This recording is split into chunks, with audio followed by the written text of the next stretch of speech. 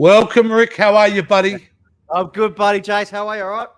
Yeah, doing great, mate. I'm doing absolutely wonderful. Awesome. Been an awesome weekend so far. So, yeah, mate, we got a lot of things to talk about. And for the start of your weekend, Rick, Yeah, you went and saw a movie I did. without me too. Very rare. I know. occurrence. I know. Very, very, Very rare occurrence, but you went for a very specific reason. Tell us all about it, Rick. I What'd you get up did. to? So, a friend of mine reached out and said, "Look, do you want to catch up and go to the drive-ins because they're closing down here in Adelaide?" And I said, "Yeah, look, I haven't been to the drive-ins for a very, very long time, and I thought, for nostalgia reasons, let's just go out and watch a movie." And I said, "All right, what's playing? What are we going to watch?" I was getting excited, and Uncharted was on, and I'm like, "Okay, Ooh, all right." Uncharted. It wasn't something I wasn't planning on seeing this movie, but I thought, you know what? Why not? Let's watch it. So, look, I'm not a big gamer, Jay, so I don't know the whole ins and outs of the whole gaming side of things with this movie. I've seen a couple of reviews and people's comments and so forth. So I'm just going to talk about my experience as a non-gamer and just going in as a movie lover. So, as an adventure movie, it was terrible. It was not great. It was not a great experience. Wahlberg played the same character that he always plays in his movies, so that was a little bit disappointing. The chemistry between the two, I just didn't get. I didn't like. I thought some of the scenes were just so lackluster, so boring. I just was not invested in this movie whatsoever from the get-go. In some movies when you've got and you're like, yeah, I'm excited, it's on, but I just couldn't get into it, man. I was distracted on the phone. I was just, I didn't have a good time. And not because I was in the drive-ins. I was actually outside on this big screen. It was a great experience. But the movie itself, I couldn't get into it as an adventure movie. So, look, I've read some reviews saying that, this is set kind of like they said, all the games, I don't know how many games are together, but they've kind of mashed them all together. 4 or 5? Yeah. Yeah. So they've kind of mashed them all together. Apparently, the character of Nathan Drake, who is Tom's character, doesn't even sound or look like him in there, people are saying. So, look, that's side of things I don't know. But I'd really love to hear if someone who's an actual gamer and actually gone to see this movie, if they enjoyed it. I can imagine, Rick, they would be very dissatisfied because, by my opinion, and I have not seen the movie, so I'm not going to judge, but I've had played bits and pieces of the games. Absolutely. Seems like a really odd casting choice to have Tom Holland as Nathan Drake. Seemed very odd. But it feels like they've made a movie not for the gamers because they're going to be disappointed. And by what you're saying, by what a lot of people have been saying out there, they haven't even made a good movie. So that seems to be the general consensus. So I think what they should have done, dude, is actually put it maybe on Netflix or some sort of streaming service, maybe, and it may have worked that way. Do you think that's where it belonged? Oh, definitely. Oh, yeah. I think that's the way it's gone. So yeah, not a good movie, mate. Not my recommendation, but yeah. So definitely. So if I was to, so it's not good. We know that, it's not even average. So basically, it's a piece of shit. It's a piece of shit.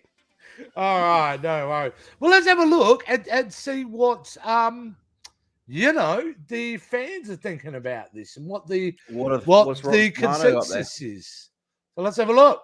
Oh, wow. Jesus. The audience is telling us that nearly 90% are loving this movie. Come on. It's certified fresh for the audience, 89%. But the critics are not so kind.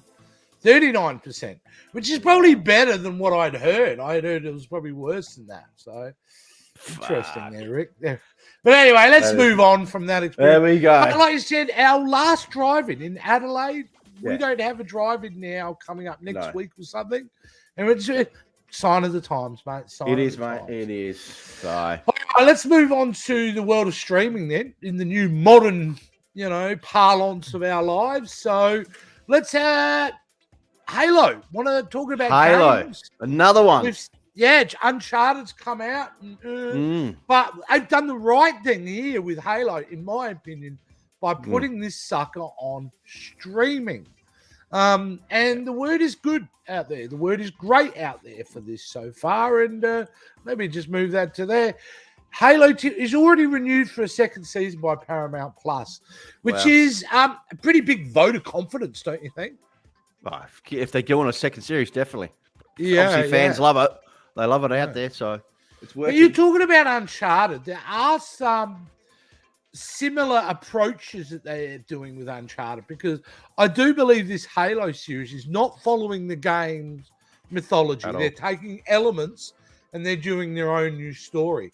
So it'll be very interesting to see how they approach a different story to like Uncharted's handle it through a film. I mean, I think the advantage Halo has is the fact that it will have 8 to 10 episodes, or how many episodes, to flesh out their story a lot better than what was that movie last night? Hour and a half, 2 hours? Tops? Yeah, Aaron. Yeah. Fair enough. But I'm excited because, you know, whether you're a gamer or not, Rick, that's a very iconic image right there, isn't it? Master Chief. You know, that's right. You know what it is. Yeah.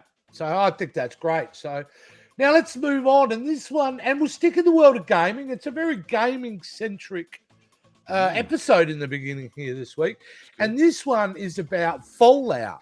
Oh, wow. Now, Fallout, first came out in 1997 in their first version. And they've had subsequent versions that have crossed all platforms over its time.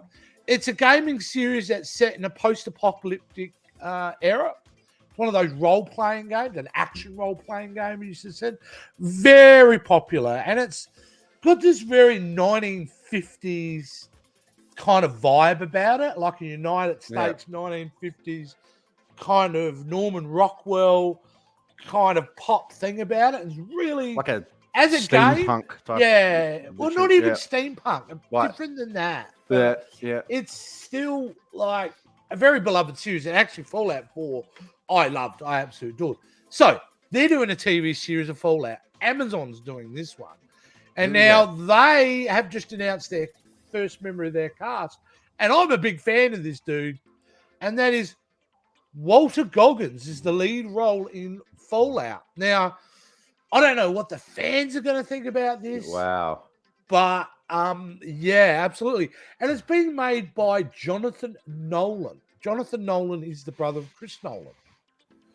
And he's been responsible for writing some of the Batman films. He's been a big collaborator with Chris. Yep. Him and his brother have been working together from the get-go. So, and he was quoted as saying, Fallout is one of the greatest series games of all time. Each chapter of this insanely imaginative story has cost us countless hours we could have spent with family and friends. So we're incredibly excited to partner with Todd Howard and the rest of the brilliant lunatics at Bethesda. Now, this sound like a lisp. Bethesda, which is a very strong, very iconic gaming brand, to bring this massive, subversive, and darkly funny universe to Demon Studios. And that's the thing about this series, Rick, is you may not know, it's got a very twisted sense of humor in it. Yeah. So hopefully they bring that out, which is great. Oh, well, Walter will definitely do it, mate. Well, Walter's got, have you ever seen the, what's the name of that show currently on HBO? The Righteous Gemstones? Is it called The Righteous Gemstones? You know, it's, he's fantastic in that show with John Goodman and Danny McBride and all that. So, very cool. All right, let's move on to movies, Rick. Let's move on to movies. Movies that we hope to see in the future. And probably one of the most anticipated films, I reckon everyone's gone, when do we get? Will we ever get a sequel to this? And wouldn't it be cool if they did one? And what fueled the fire of that was the director itself, Quentin Tarantino, teasing that he would one day like to do a sequel to Kill Bill, Volume 1 and 2, Kill Bill Volume 3. And he had always said that his idea was to have the little girl grow up. And basically, what was her name? Black Mamba? Not Black Mamba. What was her name? Either way, one of the daughter who saw her mum get killed. She grows up and tries to get revenge on, Uma Thurman, the bride, for killing her mum. So, Kill your dad. yeah. No, the mum. Yeah. So remember the knife fight in the kitchen? Oh, yeah. Oh, you're talking about... And that little girl grows up. Yeah. Grows up, yeah. But, of course, the bride has a daughter. And that's what I thought you were talking about. Tarantino has come out and said that he wants Maya Hawke, her real-life daughter, to play the role. Now, if you know this, Rick, Maya's actually an actress in her own right now, being quite successful out there and shows a lot of talent. But Uma has come out and given us an update on Kill Bill Volume 3. It's not great news, Rick. It goes, I can't really tell you anything about it. I mean, it has been discussed over the years. There was a real thought about it happening, but very long ago. I don't see it as immediately on the horizon. I hate to disappoint people. Everybody wishes it would be the case, but I think it's not immediately on the horizon. So, which is disappointing, because here's the other thing. Tarantino's coming up to his last film.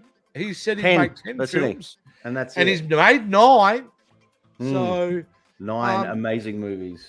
9 amazing movies. I mean, even his weakest link is an amazing movie. So, and that's Grindhouse. But either way, I do want to see it. I think it would be a very ballsy thing to do. I think if anyone can do it and do it in style, he can do it. But whether he would do it at his last film, I wonder, Rick. I wonder if that would be his final choice. Probably not, maybe. No. I don't think it in that direction. But you never know. Yeah. Well, here's a theory I could throw out there, Rick, is the fact that Tarantino says he's done directing films after he's 10. He's also come out and said that he's open to television. He's open to doing plays, writing books. You imagine giving Tarantino, here's 6 episodes, go make a Kill Bill Volume 3 for HBO. And you could do it. You could do it with that. And you got no limits. You got nothing holding. You can do whatever you want to do.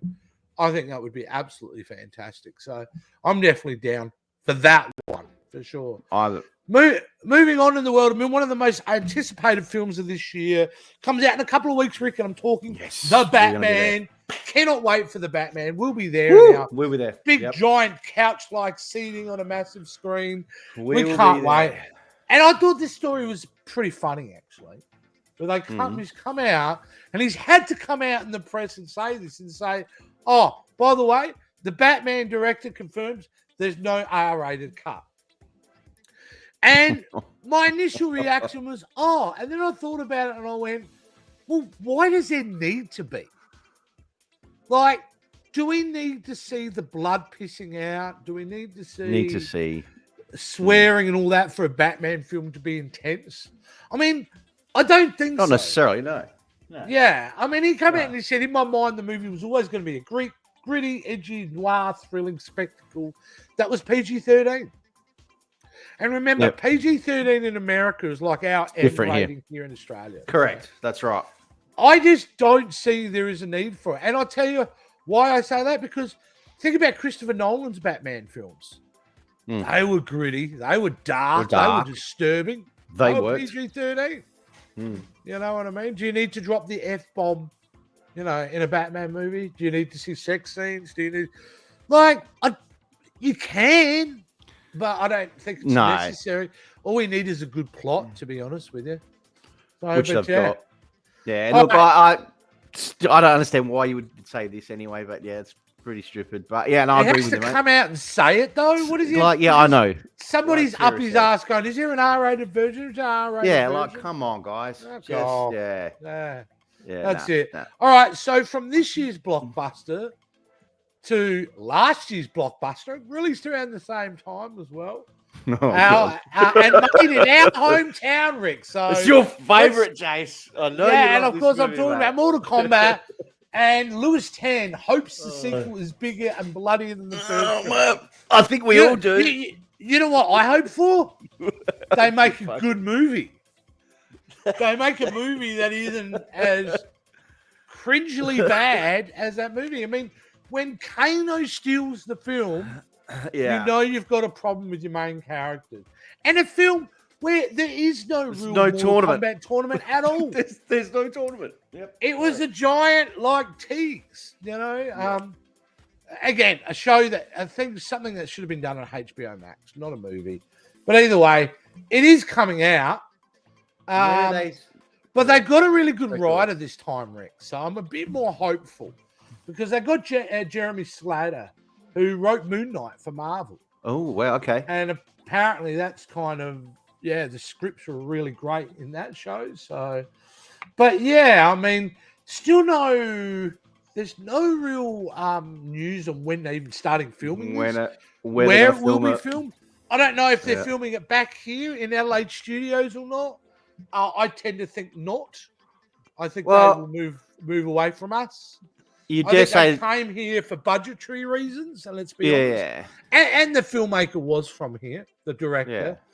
But I think a film like, if they're going to, because it's been a successful financial success. Correct. So now they're going to have more money. More money. I think you're going to find it'll be filmed somewhere else. Yeah.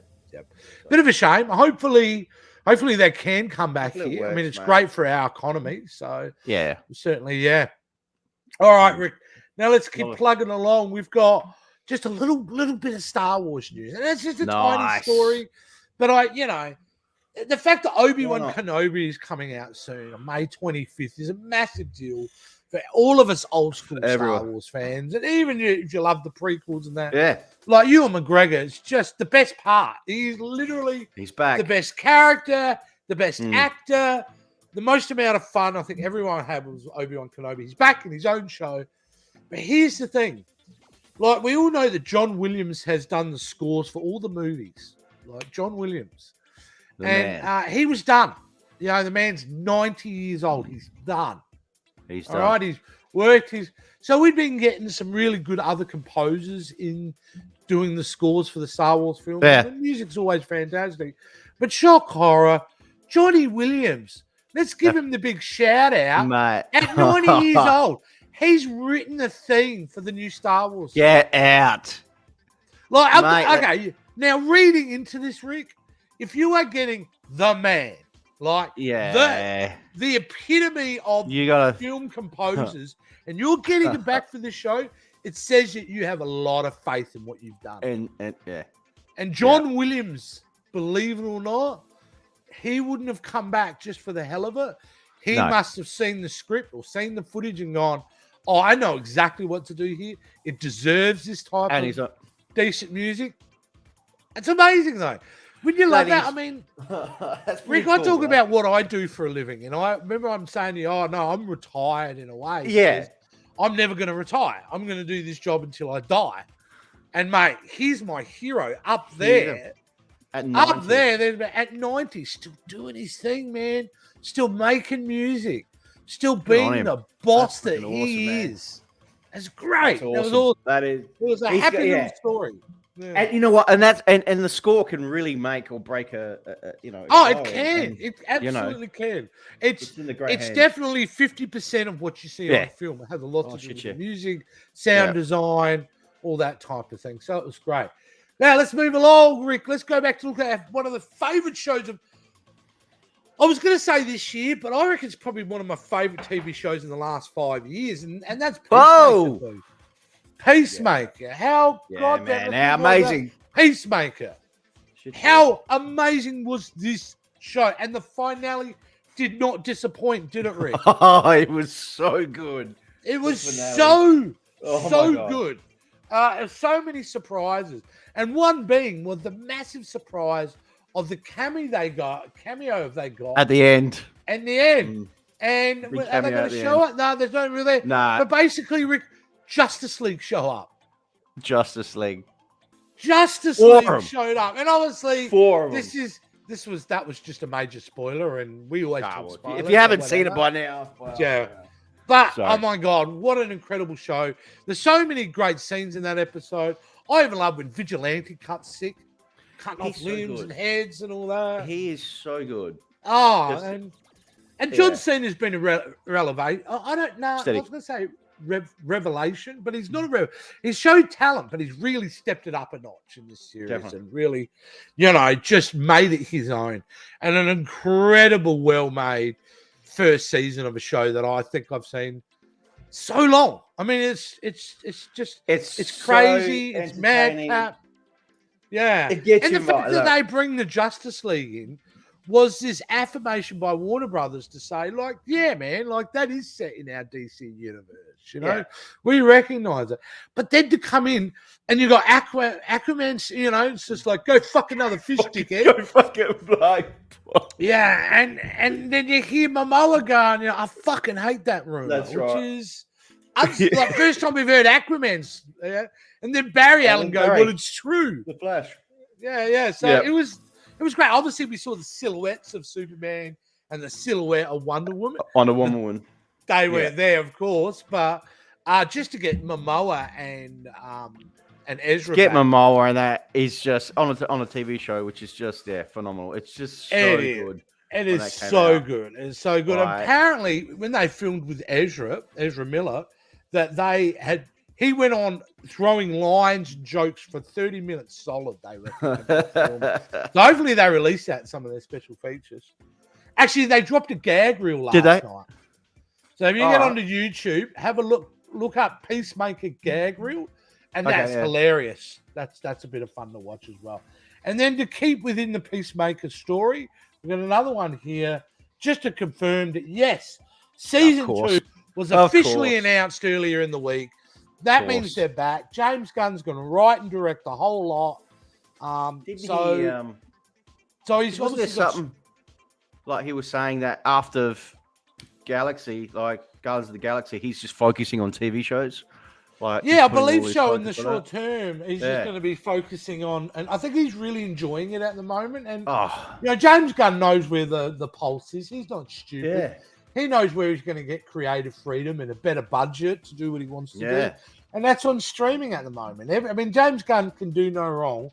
And I think it's smart of him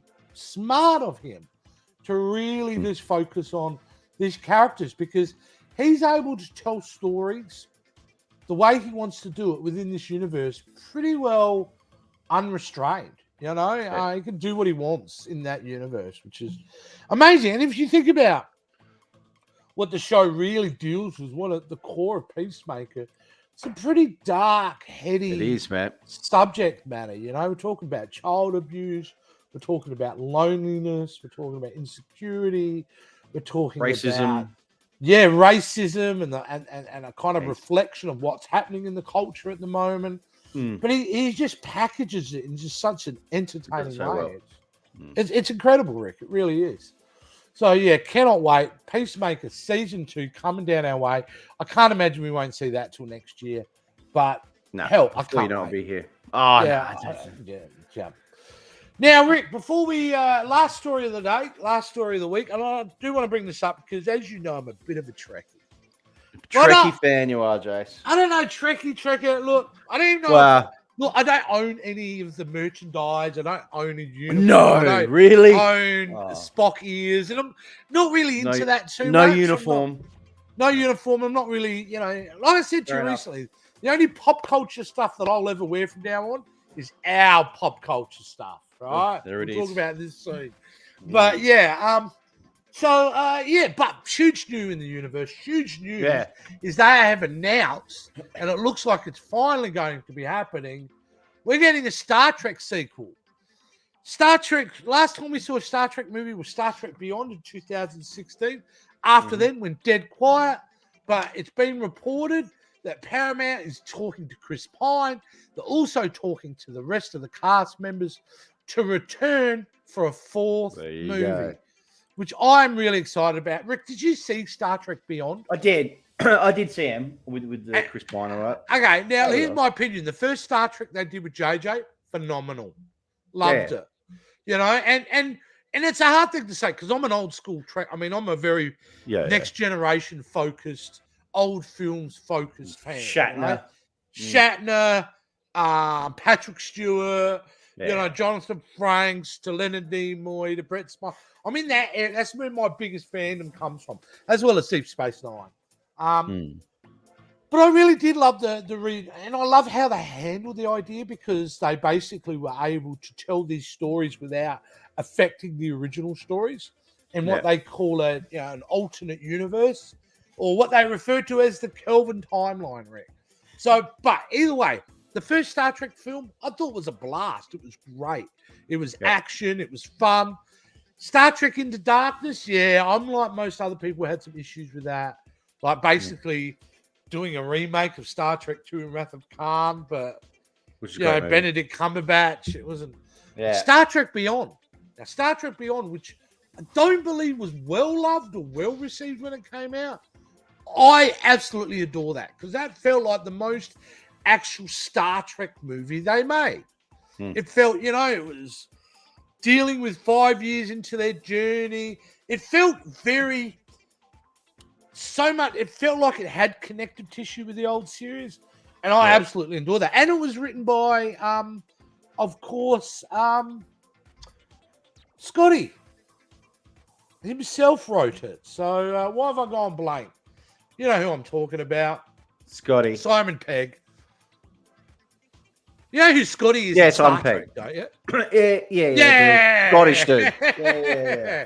Well, he wrote the third one. He wrote the third one, so which was really great. So. Shaun of the Dead, if anyone knows. If you didn't know, Mission Impossible films, you can go on and you can go on. So, but either way, I think Star Trek Beyond was a great Star Trek film. So I was disappointed they weren't going to make a fourth one. There's been stories going around that Quentin Tarantino wrote a script for a Star Trek movie, which does exist. So I don't know if it's around that or not, but it is great to see that they're getting the team back together and we're getting another Star Trek, Rick, which I'm really excited about. Which also leads me in, before they finish the show, is probably because we're talking Star Trek in March with our friends from the Northern Hemisphere, our to-be-seen friends. I myself and Joe, who heads up the channel over there, we're going to be starting a brand new Star Trek show in March. Yep, and here's a little teaser, Rick, of what do you got, Jace? What it's called.